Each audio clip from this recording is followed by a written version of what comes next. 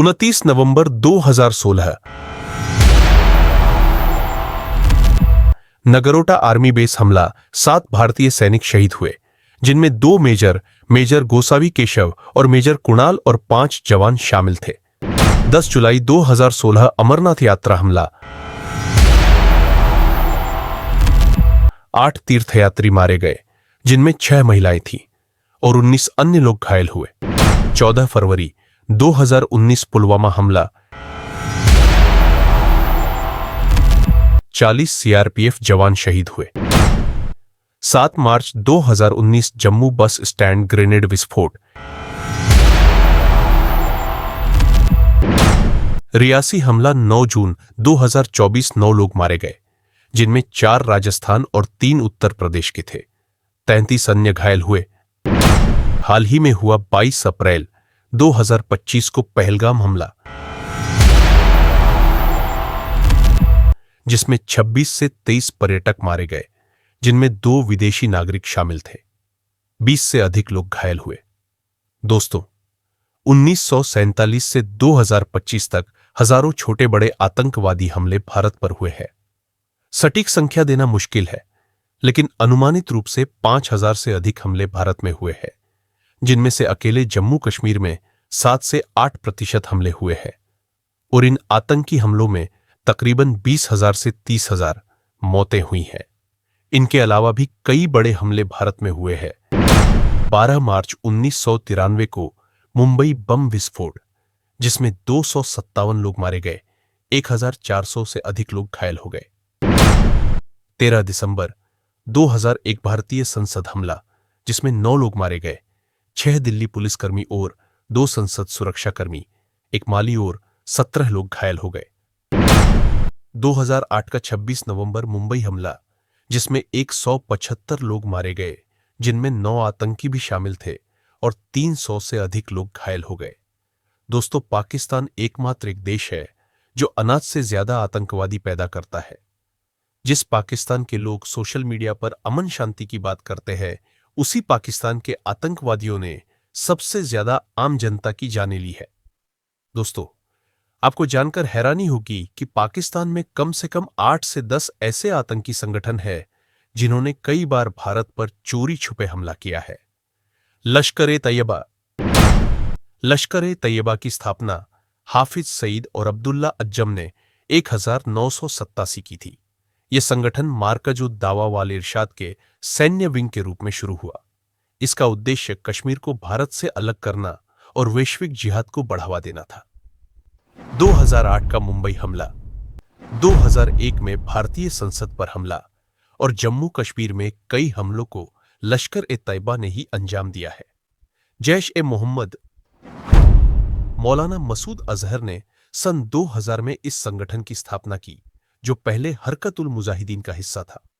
2009 में Indian airlines की flight IC 814 के अपहरण के बाद मसूद अजहर को रिहा किया गया, जिसके बाद उसने JM बनाया।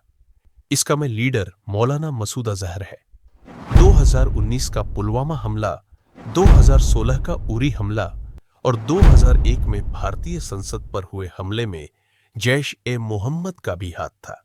तहरीक-ए-तालिबान पाकिस्तान, बैतुल्लाह महसूद ने 2007 में पाकिस्तान के कबायली इलाकों में कई छोटे जिहादी समूहों को मिलाकर TTP बनाया।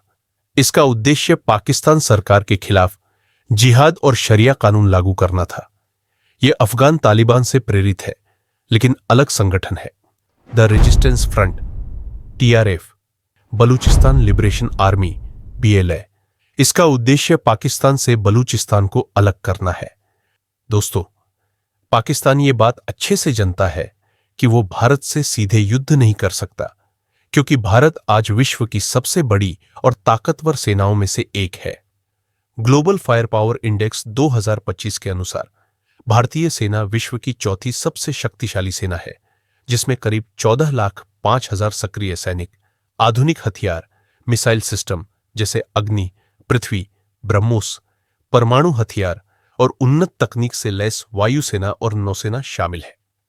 भारत का रक्षा बजट 2024 से 25 में लगभग 6.2 लाख करोड़ रुपए, लगभग $80 बिलियन है, जो पाकिस्तान के रक्षा बजट लगभग 7 से 8 बिलियन डॉलर से कई गुना अधिक है। इसके अलावा भारत की अर्थव्यवस्था विश्व की 5वीं सबसे बड़ी अर्थव्यवस्था है, जिसका जीडीपी लगभग 3.5 ट्रिलियन डॉलर है, जबकि पाकिस्तान की अर्थव्यवस्था लगभग 340 बिलियन डॉलर की है। भारत की यह आर्थिक और सैन्य ताकत उसे क्षेत्रीय और वैश्विक स्तर पर एक मजबूत स्थिति प्रदान करती है। पाकिस्तान ने इतिहास में भारत के साथ कई युद्ध लड़े, 1940, 1965, 1971, कारगिल युद्ध, लेकिन हर बार उसे हार का सामना करना पड़ा या कोई निर्णायक जीत हासिल नहीं हुई। खासकर 1971 के युद्ध में भारत ने न केवल पूर्वी पाकिस्तान, जो अब बांग्लादेश है, को आजाद कराया, बल्कि 93,000 पाकिस्तानी सैनिकों को आत्मसमर्पण करने के लिए मजबूर किया। यह पाकिस्तान के लिए एक बड़ा झटका था। आज के समय में भारत की सैन्य तैयारी, परमाणु हथियारों की मौजूदगी और अंतर्राष्ट्रीय समर्थन, जैसे अमेरिका, रूस, फ्रांस और इजराइल के साथ रक्षा साझेदारी के कारण पाकिस्तान के लिए सीधा युद्ध शुरू करना असंभव है। ऐसा करने से न केवल उसे सैन्य हार का सामना करना पड़ सकता है, बल्कि अंतर्राष्ट्रीय स्तर पर उसकी ओर बदनामी होगी, और इसीलिए वो इन आतंकी संगठनों का सहारा भारत की शांति को भंग करने और उसे अंदर से कमजोर करने के लिए लेता है। भारत पर हुए कई बड़े आतंकी हमलों में पाकिस्तान की आईएसआई का बहुत बड़ा हाथ है। इंटर सर्विसेज इंटेलिजेंस यह पाकिस्तान की सबसे शक्तिशाली और प्रमुख खुफिया एजेंसी है, जो देश की राष्ट्रीय सुरक्षा और खुफिया जानकारी संग्रह के लिए जिम्मेदार है। इसका गठन 1948 में हुआ था और यह पाकिस्तान की सेना, नौसेना और वायुसेना के बीच खुफिया जानकारी के समन्वय के लिए बनाई गई थी। इसका मुख्यालय इस्लामाबाद में स्थित है। आईएसआई को पाकिस्तान की सेना का एक महत्वपूर्ण अंग माना जाता है और यह सेना के नियंत्रण में काम करती है। हालांकि औपचारिक रूप से यह प्रधानमंत्री को रिपोर्ट करती है। आईएसआई का मुख्य काम खुफिया जानकारी इकट्ठा करना, विश्लेषण करना और राष्ट्रीय सुरक्षा से संबंधित खतरों से निपटना है। आईएसआई का मुख्य फोकस भारत, अफगानिस्तान और अन्य पड़ोसी देशों पर है। यह इन देशों में खुफिया जानकारी इकट्ठा करती है और पाकिस्तान की रणनीति को लागू करती है। यह विदेशों में जासूसी, प्रचार और गुप्त अभियानों को अंजाम देती है। आईएसआई का कवर्ट एक्शन डिवीजन आतंकी समूहों को प्रशिक्षण, हथियार और वित्तीय सहायता प्रदान करने के लिए कुख्यात है, खासकर कश्मीर और अफगानिस्तान में। जब पाकिस्तान को 1947 के भारत पाकिस्तान युद्ध, प्रथम कश्मीर युद्ध में खुफिया जानकारी के संग्रह और समन्वय में कमजोरी का सामना करना पड़ा। इस युद्ध में पाकिस्तानी सेना, नौसेना और वायुसेना के बीच खुफिया जानकारी साझा करने में असफलता ने आईएसआई के गठन की आवश्यकता को जन्म दिया। आईएसआई का गठन ऑस्ट्रेलियाई मूल के ब्रिटिश सेना अधिकारी मेजर जनरल वॉल्टर काथर्न ने किया, जो उस समय पाकिस्तान सेना में डिप्टी चीफ ऑफ स्टाफ थे। उन्होंने इसकी नींव रखी और इसे एक मजबूत खुफिया एजेंसी बनाने में महत्वपूर्ण भूमिका निभाई। काथर्न के साथ कर्नल, बाद में मेजर जनरल सईद शाहिद हमीद ने आईएसआई की स्थापना में महत्वपूर्ण योगदान दिया। उन्होंने 14 जुलाई 1948 को कराची में एक छोटे से कार्यालय में इसकी शुरुआत की। आईएसआई की नीतियों को तैयार करने और भर्ती प्रक्रिया को मजबूत करने में पाकिस्तानी नौसेना के कमांडर सैयद मोहम्मद अहसन ने भी अहम भूमिका निभाई। आईएसआई को शुरू में तीनों सैन्य शाखाओं के अधिकारियों द्वारा संचालित किया गया था, जिसमें ब्रिटिश और ऑस्ट्रेलियाई मूल के कई अधिकारी शामिल थे। 1550 के दशक में आईएसआई में कथित तौर पर 10,000 कर्मचारी थे, जिनमें से 384 प्रमुख सदस्य ब्रिटिश अधिकारी थे। ये अधिकारी आईएसआई को जासूसी, संयुक्त सैन्य अभियानों और मनोवैज्ञानिक खुफिया रणनीतियों, साइकोलॉजिकल इंटेलिजेंस टैक्टिक्स में प्रशिक्षण दे रहे थे। आईएसआई ने भारत को कमजोर करने के लिए विभिन्न रणनीतियां अपनाईं, जिसमें आतंकवादी संगठनों को प्रशिक्षण, हथियार और फंडिंग प्रदान करना शामिल था। इसका मुख्य लक्ष्य कश्मीर में अस्थिरता पैदा करना और भारत के अन्य हिस्सों में अलगाववादी आंदोलनों को बढ़ावा देना था। 1993 के मुंबई बम विस्फोट, 2001 का भारतीय संसद हमला, 2008 के मुंबई हमले और दिल्ली व मुंबई के कई सीरियल ब्लास्ट में आईएसआई की संलिप्तता की बात सामने आई है।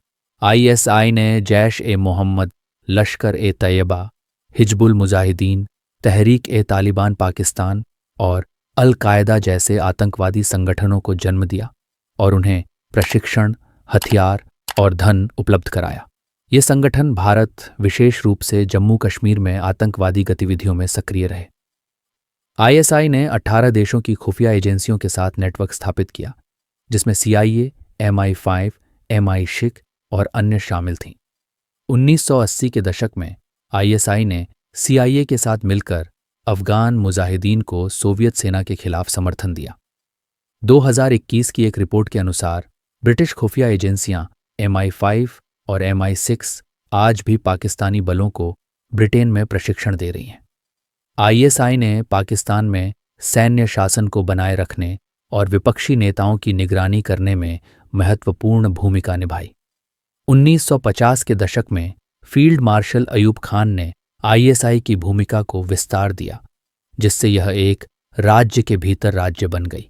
आईएसआई ने 1989 में बेनज़ीर भुट्टो और राजीव गांधी की बातचीत को गुप्त रूप से रिकॉर्ड किया, जिससे बेनज़ीर भुट्टो को सत्ता से हटाने में मदद मिली। आईएसआई ने कश्मीर में आतंकवादी गतिविधियों को बढ़ावा देने के लिए कश्मीर केंद्रित सामरिक अभियान शुरू किया। इसके लिए अलग अलग बजट आवंटित किया गया और आतंकवादी शिविरों को भारत पाकिस्तान सीमा पर स्थापित किया गया। 1989 के बाद आईएसआई ने जम्मू कश्मीर में आतंकवाद को खुले तौर पर समर्थन दिया, आतंकियों को प्रशिक्षण, हथियार और धन प्रदान किया। आईएसआई ने भारत के उत्तर पूर्वी राज्यों, विशेष रूप से मिजोरम और नागालैंड में अलगाववादी आंदोलनों को समर्थन देकर भारत के खिलाफ एक रणनीतिक जाल बुना।